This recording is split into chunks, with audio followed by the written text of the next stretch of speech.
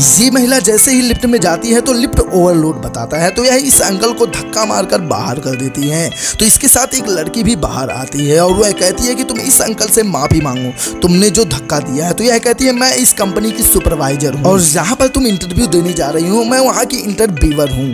फिर यह कहकर यह लिफ्ट को बंद कर देती है और यह यहाँ पर खड़ा होकर इन लोगों को देखती है।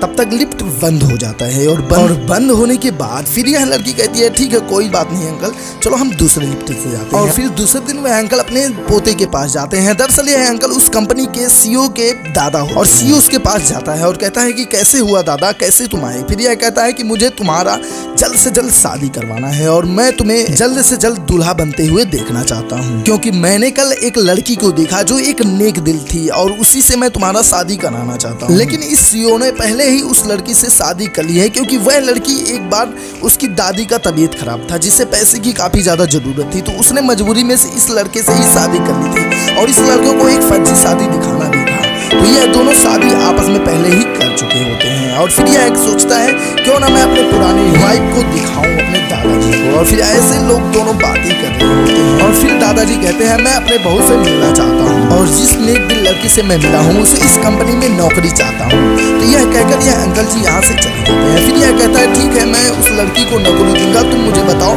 वह लड़की है कौन। या फिर यह दादा उसको बताता है और बताता है कि वह तुम्हारे ही कंपनी में इंटरव्यू देने आएगी।